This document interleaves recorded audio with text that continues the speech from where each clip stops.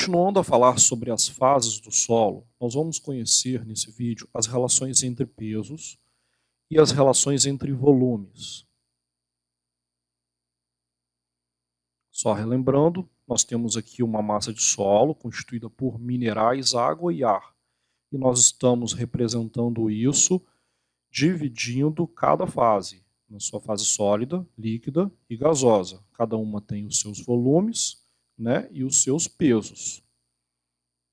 Bom, para falar sobre as relações de peso, nós temos um índice, que chamamos de teor de umidade, geralmente representado por W. Então, o teor de umidade, ele é a relação entre o peso de água que está contido na massa de solo, com o peso das partículas sólidas dentro dessa massa. Então, é uma definição, né, que é uma relação entre o peso, né, de água sobre o peso de sólidos. Né? Seria esse WW, né, de líquido, peso desse líquido, dividido pelo peso desse sólido.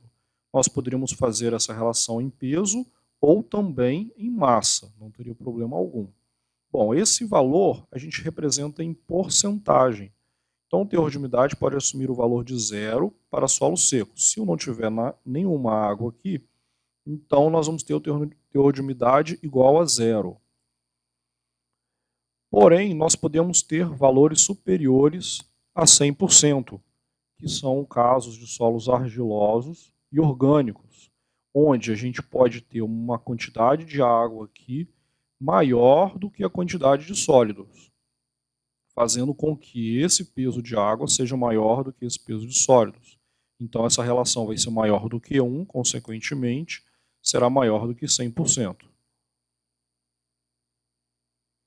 Bom, em relações entre volumes, aí nós temos 3 índices. Né?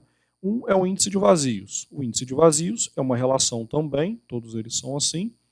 Né? Nesse caso, é o volume de vazios sobre o volume de sólidos. Então nós vamos relacionar volumes agora.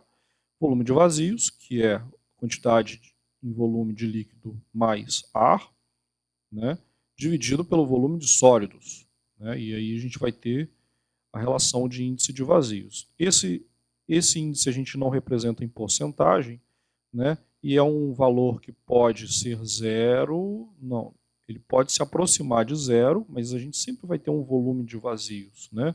Ele pode não ter água, mas ele sempre vai ter um volume de vazios, né, numa massa de solo. A gente não consegue ter o sólido, né, a não ser que fosse uma rocha.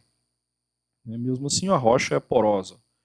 Bom, então ele pode se aproximar de 0 quando tiver poucos vazios, né, e pode ser muito maior do que 1 para solos mais argilosos, né, que costumam ter vazios, né, ser bem porosos, ter bastante volume de vazios. Bom, e falar em poros, nosso próximo índice é a chamada porosidade. Né? Então a porosidade é a relação entre o volume de vazios também, porém contra o volume total do solo. Né? Aí a gente vai expressar isso em porcentagem e o valor vai variar entre 0 e 100%, porque nós estamos falando de um volume, né, aqui dentro da massa de solo sobre o volume total. Okay?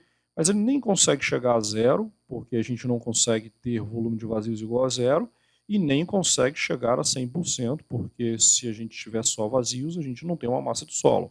Né? Bom, então é essa relação aí. Como a gente tem um valor aí igual que a gente da relação de volume de vazios, de índice de vazios, nós podemos relacionar aí facilmente a porosidade com o índice de vazios. Né? A porosidade é igual ao índice de vazios sobre 1 mais índice de vazios, ou o inverso, o índice de vazios é igual a porosidade sobre 1 menos a porosidade. E o terceiro índice aí que nós vamos estar relacionando com volumes, nós chamamos de grau de saturação, que é representado pela letra S.